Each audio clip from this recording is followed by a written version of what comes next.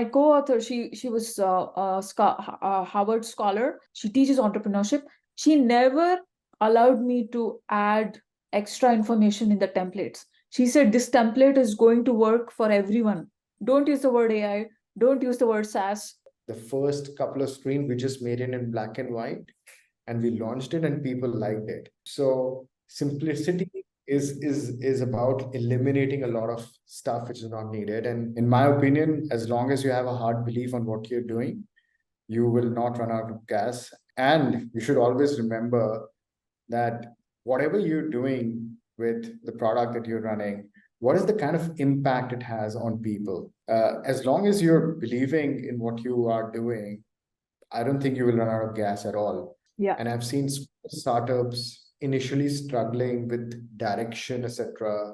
They all come together towards one single goal when they start to adopt OKRs. Hello and welcome to a super fantastic episode of JOP podcast, Joy of Performing podcast. We are so lucky to have here with us an ace from London School of Economics, a serial entrepreneur, somebody who has mastered doing more and more with less. We are so proud and fortunate to have with us here one of the co-founders, one of the ideators of Joy of Performing, the company who's currently making OKR the way of life for many successful large corporations and medium businesses here. So, without further ado, let's bring on this magic man. Let's find out from him how he exactly wishes to make companies stuck in certain places, rolling and roaring. How does he bring teams in alignment to achieve 10x or 100x growth? We have with us here today Vibhu Satpaul, co-founder of JOP. Vibhu, welcome to Joy of Performing podcast. Truly a pleasure to have you here. Thank you so much, Vida. Thank you so much. It's my pleasure to be here as well. Wonderful. So, Vibhu, I can't forget the last conversation we had as we were preparing for this podcast. We went over some really amazing concepts of how OKRs and these productivity mindsets can change companies, can bring companies out of low energy states, push them into high energy states. So, one of the questions which bothers every company is how long can a product be dragged until the company runs out of cash or runs out of gas or runs out of motivation? We all build products which don't work at some point of time, and we have to make this call. Should I stop doing it? Should I not do it? And you told me that OKRs save the day. Tell us all about this. Sure, absolutely. When we say that people and companies are out of gas, in my opinion, it is the belief system that they have. And as long as you're believing in what you are doing, I don't think you will run out of gas at all. And when that belief system is sometimes motivated by yourself, but when it gets influenced by external forces like investors or markets, I think that is when you get a little shackled and your gas starts to run out and you feel that are you doing the right thing or not? In my opinion, as long as you have a hard belief on what you're doing, you will not run out of gas. And you should always remember that whatever you're doing with the product that you're running, what is the kind of impact it has on people, the kind of impact it has on companies. Always remembering that and bringing that into reflection will make you feel extremely motivated. And that's what keeps me up and running, to make sure that the product of job is always helping people, teams, and companies all across the globe. And the philosophy that we have is very powerful, and it has been utilized by so many really beautiful and good companies, big companies, that it is something that I believe that everybody should be using. Coming back, I think external factors should not influence you at all on whatever you're doing, and you need to go all in your belief system, and I think you will not run out of gas. So Wonderful. really, it all depends on where you are with that kind of mentality towards what you're trying to achieve. Wonderful. So Vibhu, there are two things here. One is motivation. Another thing is a method. I feel that OKR companies are all about method, how you go about doing your first task or second task. So tell me how OKRs can help products run out of, I mean, from running out of gas. Like, how do OKRs do that? Because I feel Yeah. motivation goes up and down. We humans were triggered by emotions, but method does not get triggered by variations in emotion. Method is method, it doesn't change. So tell us how OKR method works for this products from running out of gas. Right, right. So OKR's philosophy is a very collaborative philosophy. It is not an individual philosophy. And at times, OKRs are not really set up for individual goals. They are set up for teams, they are set up for collaboration.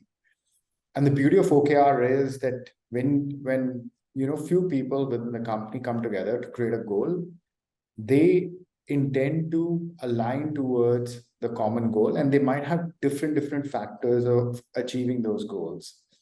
And this philosophy compels them, the methodology compels them to not to go beyond 2 to 3 factors. Ideally, we say 3 to 5 KRs within an OKR are good enough. So forcing yourself to believe that 2 to 3 factors which are essential for that goal, that kind of mentality, that kind of methodology gets you towards providing excellence and giving all in to achieving those key results, which otherwise, if you were just chasing a goal, you would be doing so many things that you will not be able to excel on a few things. You'll be doing like 10 to 100 things. So I think the methodology itself is very powerful, and it aligns people together. They have to come to some consensus of achieving those KRs. They have to come on some commonality. And I think that is very beautiful and powerful. The alignment happens when an objective and the KRs are distributed among teams in a collaborative way. And you don't feel alone. The Yeah. methodology of this is that you don't feel alone. You're with few people, you're Yeah. trying to achieve the same goal with the same kind of results Yeah. uh, everyone wants. So I think that is very powerful. Wonderful. This is a great way to build communities. On that note, about focusing on few things to do, uh, where everyone can do those few things and you do less and less and to do it very well. I want to ask you this. Why don't OKRs have standard templates? Even John Doerr, who wrote the book, What Matters Most, they don't give like a template. Why is that? And why does every company have to have a different template? How does a OKR template work? So I believe that the beauty of OKRs is in their flexibility, you know, and our product is built in the same fashion. It is very agile. Like every person is different, every organization is different. Apple, Google, Amazon, all of these companies are very different from each other. They might be competing with each other on same areas as well at times. So the beauty of the OKR is the flexibility that it brings. So creating a template where you want different companies to achieve similar results with different outcomes is possible. So the OKR product, when you create it, it needs to have unique objectives. The companies have different culture. Every company has a different challenge. So one size will not fit all at all here. So you have to navigate through your certain challenges. So creating a standard template is extremely difficult. Even when you use AI to an extent, you can give certain generic responses using generative AI. Yeah. But in reality, you have to know the history Yeah. of the company. You have to understand the culture, and that is something we haven't achieved that state yet in AI. And what we do at JOP is that some of this data we already have because the companies have been building OKRs. So we're able to create some kind of intelligence and factors which we believe were missed, which assist them in creating small variation of these OKR templates, but they will not be perfect. Just as every other company has different things, it is very difficult to create these templates, and I think we will not do justice by creating templates for OKR. While if you go online, you can find all kind of templates available, but when you try to use it for yourself, and when you try to collaborate with teams, you'll see a complete different value coming out, which you want to build in for yourself and for your company. Wonderful. On that note, when I was writing my second book, it was a book of 101 templates for productivity. And we had a lot of templates for meetings. My co-author, she was a Harvard scholar and postdoc at Harvard University. She teaches entrepreneurship. She never allowed me to add extra information in the templates. She said, this template is going to work for everyone. Don't use the word AI. Don't use the word SaaS. Don't use the word, shipping or manufacturing. This is going to work for a child, this is going to work for a housewife, this is going to work for a corporate CEO. Keep the templates open. Now I see why she did that. And we had huge debates about this. But I see why these is so specific to the context of the company. Now, on that note, Vibhu, you've spent so much time with people implementing OKRs, helping them adopt OKRs, and you've bet your life on this startup.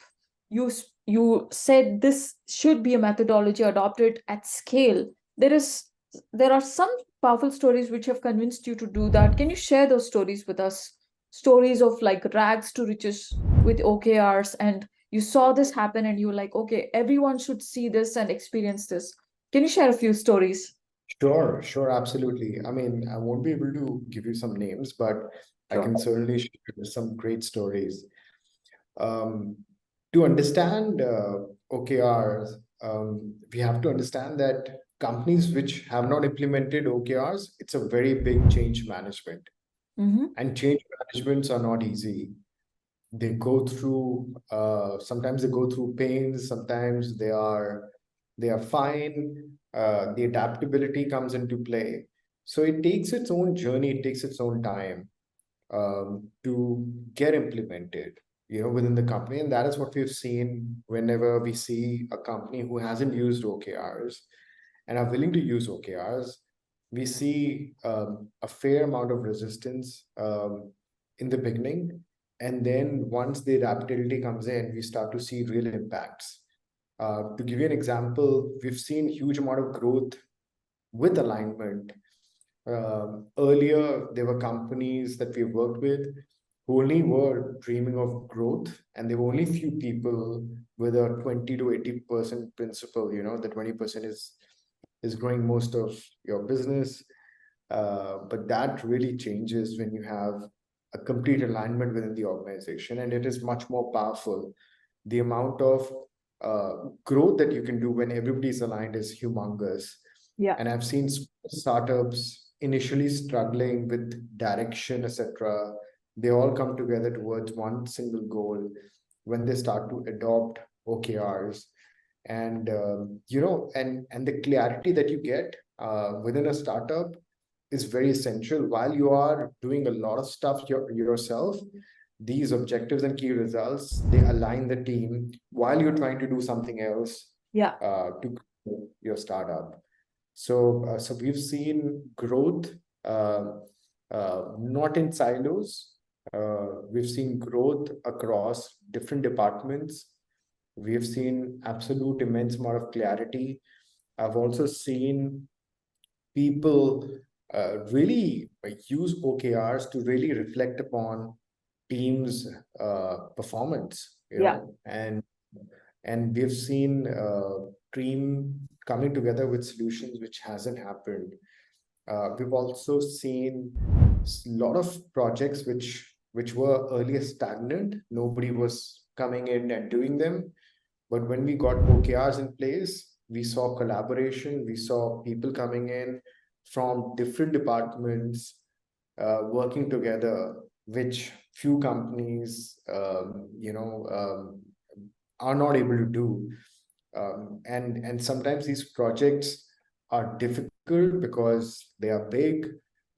So I've seen those as well. Another example is that a company wanted to expand into different cities, and what they did was they created different regions and different OKRs within those cities.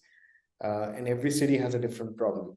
Some cities have great amount of infrastructure for expansion, some cities don't. I've seen companies which are into manufacturing, which have these what do you call these factories also use OKRs very powerfully. And since they are aligned, you can see the trickle down effect, as well as you can see an upward effect of changes that are happening within objectives, and people are just updating them. So nobody has to wait for getting information. It is right there in front of you, and you have the ability to see them very transparently within the organization. And I've seen a lot of cultural transformation, which happens just because of this huge change management that comes in. So I would say a lot of companies have shifted from rags to riches just because they have adopted the OKR philosophy correctly. Doing it correctly is very important. And Doing it for the sake of it sometimes is not. and I feel that what is culture, and if you dissect what culture is, it is just a set of behaviors that you appreciate, that and you wish that everybody appreciated as well, and because you appreciate it, you follow it. Like meeting, going out with the team for dinner every third Friday or second Friday. That's a culture thing. If everybody looks forward to it, those dinners become more fun. Or every day morning 9 a.m. all employees are updating their status. So it's like a culture thing. If you think it's important and everybody else thinks it's important, 9 a.m. you have updates from the entire company. Now there's one thing which I'm personally experiencing, a very pet project of mine, into which I put like more than 3 years of work, is stagnant. It is stuck, and I'm dealing with very high profile stakeholders, and I wish somebody came and rescued me. It's just the way the situation is. It's so hard for us to show progress to each other. What has your OKR done? What can your OKR do for somebody like me? What kind of help can it bring in? So you're talking about on an individual aspect, or there's a project that you're trying to do for Like quite a a. project with a few key stakeholders, and there are lots of major stakeholders. All of them are high profile people, and I know that OKRs can make a difference. Let's say this something you can help. What would you tell me, somebody like me?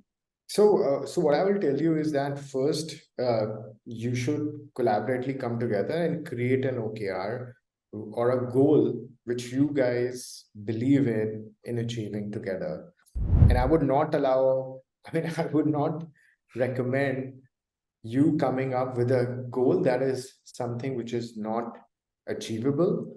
It needs to be, it needs to be a stretch goal. It needs Yeah, to be a goal which you believe you guys can reach together, yeah, and needs to stretch a little more. It yeah, needs to be inspirational. It needs to motivate each one of you. Uh, and then all you got to do is come up with simple KRs that you can achieve in small time span.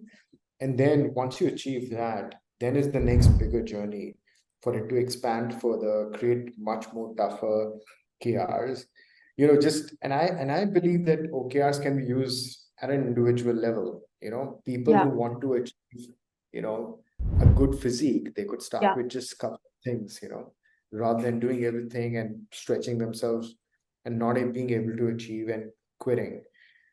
So I would strongly suggest a motivational stretch goal, something that you all believe in, and getting everyone together on that goal is going to be the first big step towards achieving that goal. I agree with this. A motivational stretch goal, like Elon Musk says, we want to build a colony on Mars. That's a nice first motivational stretch goal, but then maybe he's right now sitting and figuring out a fuel efficiency or a battery efficiency or some solar panel, some problem which goes on the satellite or whatever, the launch vehicle. So I agree with you. This is amazing. This is really very helpful. Segue from that. There are so many ways to tools to do this. So many ways I can enter my goals, check the status, make sure everybody's on it, and so many tools.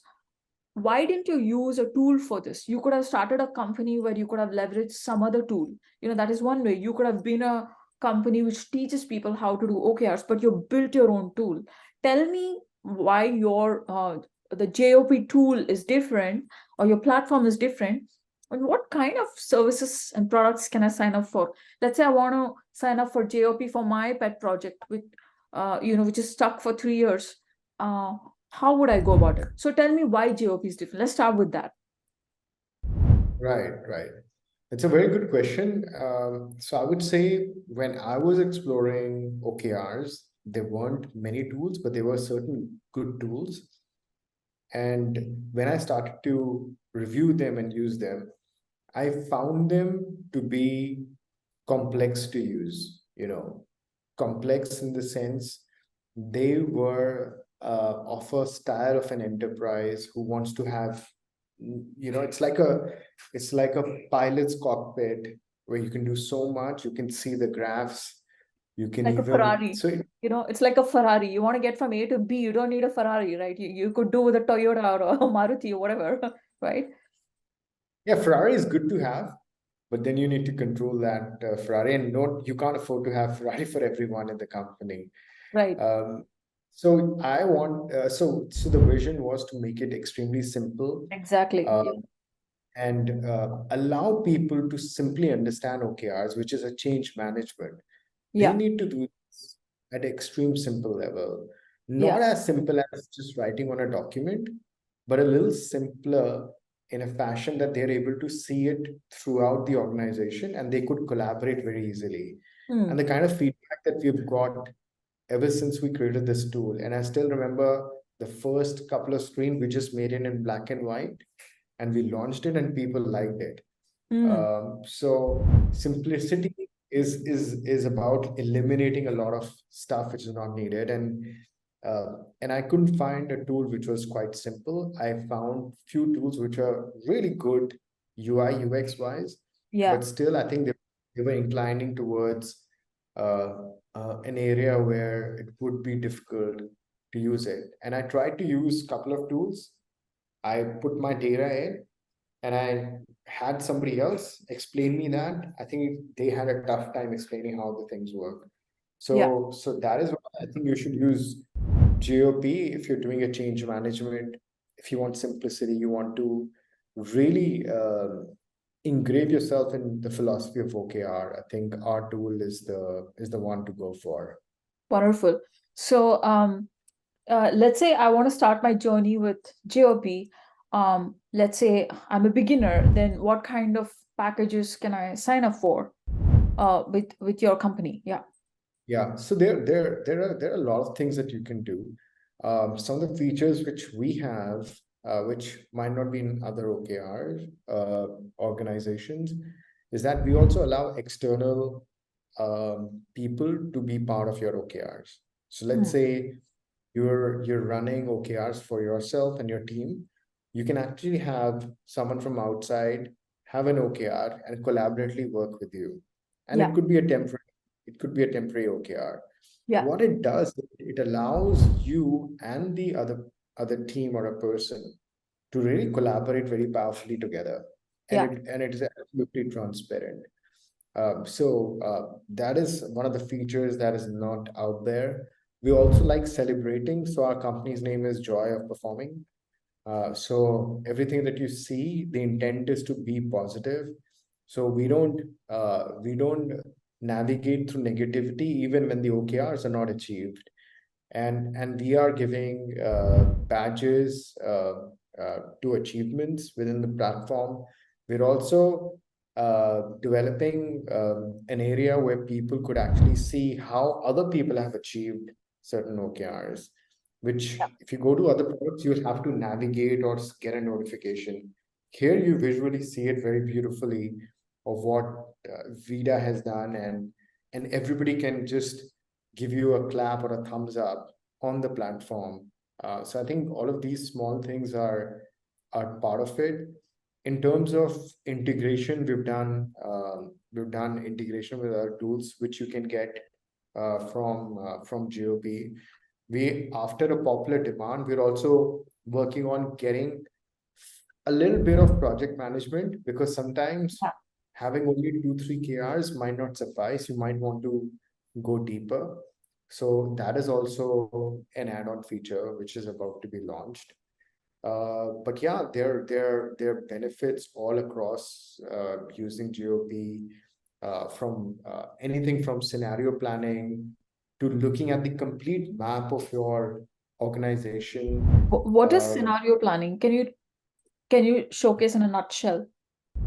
so for example, you're looking and doing a reflection on an OKR, and we have the ability for you to create notes, as well as do a check-in, and then you can create different OKRs within the platform while you're doing it. So what you do is you look at the check-in, it gives you some information, you look at insights within the platform, and you can create a very beautiful scenario planning by creating new level of OKRs. So I think that is something that our product allows you to do, for sure. Wonderful. So, on that note, I want to ask you about automatic reminders and recommendations. This is like on the cusp of generative AI coming into our lives as an assistant. So we think virtual assistants, you have to pay a lot of money, but I feel that it will be a part of our life. The way technology is moving, virtual assistants will become commoditized. Just like you have a cell phone, you have an email account, you're going to have a virtual assistant. So, where are you guys at with reminders and notifications and things like that? So we have a very good notification area, which allows you to see a lot of notification within the platform. You can actually uh, toggle between how many notifications you need. So that allows you to not to get bombarded. Yeah, With generative AI, we've used it. We've used generative AI for creating OKRs to some extent, yeah, like we spoke before. Also, let's say you created an OKR and you want to, you know how what the actions would be, but you don't want to. So we've used generative AI to create all your actions in one go. So you don't have to type them in, and you can see them in one go, and you can eliminate the ones that you don't want. So all of this is really is like a virtual assistant ready for you to create your next set of OKRs whenever you're ready.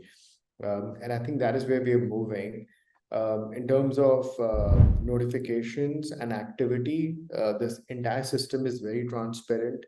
So you can go to any section and see the logs of a particular OKR. So that allows you to see everything very transparently.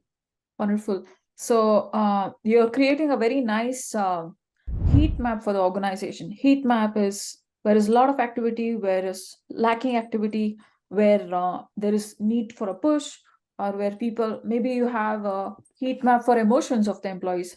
I don't know. I'm yet to see your platform in depth, but amazing, amazing. On that note, very reluctantly, I want to wrap up this podcast. I really want to change the world today with JOP. I want to start right now, but I know it requires many hands. But at least through the podcast, I want to change one thought, one concept at a time. What is your most powerful takeaway, most important takeaway for the audience as we wrap up the podcast? Sure, Vida. I think one of the most thing that impacts people nowadays is distraction, and it is there in your phones. You go and sit in a train or a metro or a tube. You'll see people on phones all the time. I've seen people being in a zombie mode when they come from 9 to 5. They go back and they don't realize how the time is being spent. Yeah, And yeah, the world is full of this. And I believe we as people, we need to bring focus back in our lives, whether Yeah. it is a personal focus, whether it's health, whether it's family, whether it's work. Everything needs to be done very sensibly, and you need deep thinking as well for it. And our platform is helping in that. And the kind of recommendations that I could give people is to read a book called Essentialism by Greg McKeown, I think. And then there is Deep Work, which I believe could really help, by Cal Newport. So I believe reading those books will really help, and just create your OKRs and bring focus back in your life. And that's what I would leave it to. And the audience are there to use them and really powerfully change and impact their lives. All right. So from a man who has dedicated his life to improving productivity by way of OKRs, thank you, Vibhu Satpaul. We'll definitely follow up your recommendations and pick up a copy of Essentialism and Deep Work.